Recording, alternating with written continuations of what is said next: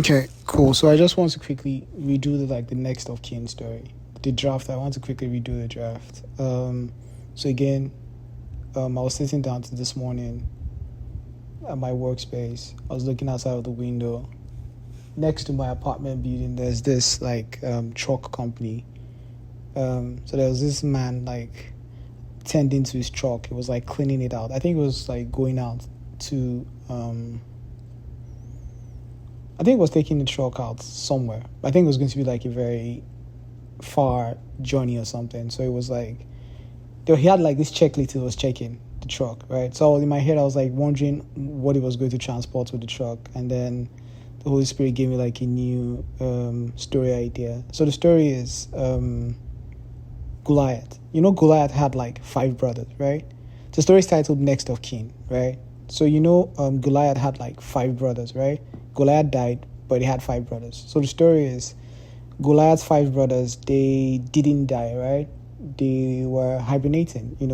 Animals like bears have this long hibernating time where they just sleep. They sleep for very long periods of time, right? And then they wake up and then they sleep again, right? So the story is that giants too have a hibernating period. So the Goliath brothers, after David killed their brother, they fled, and they fled into a cave, and they were hibernating, right? They were hibernating there. But giants, their hibernation period is unlike humans that just sleep for 8 to 12 years, right? Giants, they have they can hibernate for millenniums essentially, right? 3,000-4,000 years, right? They just like crocodiles. You know how crocodiles can reduce their metabolism to 0%, and they can stay without food or any form of they can essentially reduce their metabolism to 0, right? And then hibernate for very long periods of time. So giants too can do that. So that's what the brothers of Goliath did. They were hibernating in a cave. And then the Knights of the Templar came along, and then they discovered them. And then with Lord Saladin essentially, they discovered the brothers of Goliath, yeah? And then they moved them to England, essentially. They moved them to a cave in England, right? Which is what the whole Stonehenge thing is about, essentially. It was essentially they moved them to England. We'll talk about that later. So they moved them to England, and then so they were in England for about it was a Knight of Templar that moved them to England. So they were in England for a couple of years, and then but the English population started growing, and then the English royalty, they were kind of afraid that the giants or people were going to stumble on the giants in England. They thought they were not just a safe, they were not they will stumble on them and then they will wake them up essentially.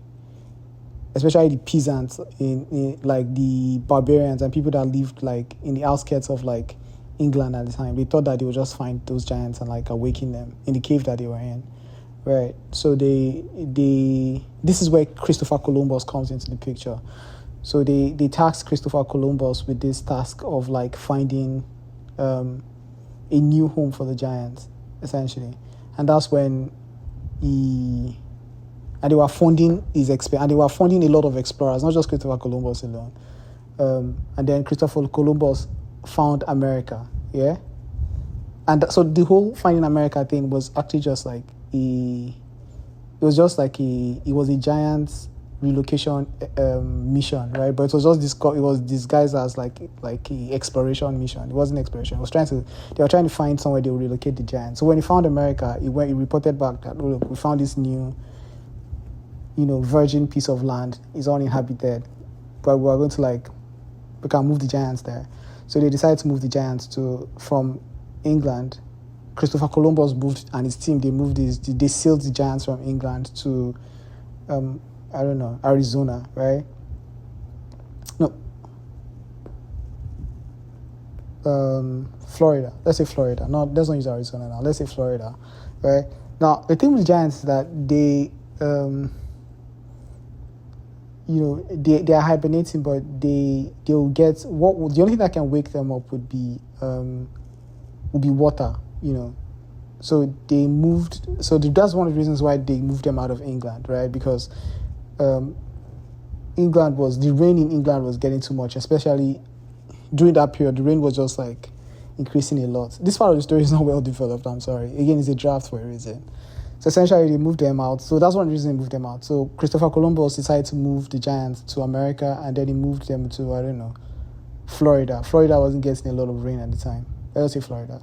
Decided to move them to Florida, right? So that's like the base of the story, right? And so the giants are like buried somewhere in Florida, right? And then the story is that then an archaeologist comes along and discovers the body. But the problem is there's a tsunami coming, or there's some sort of flooding coming to Florida. So they have to find a way of like moving the giants out before the flood hits like Florida, so that giants don't awake and like take over the world, essentially. Something like that. It's a very rough draft in my head. So that's the story. Summarized. Yeah, it's not one of my favorite stories, but I just like I think I'll just have to like work with it. So it's called Next of Kin. Yeah. Next of kin, because the 5 giants are like the giants are like the next of kin of Goliath, essentially. So the story is called Next of Kin. The end.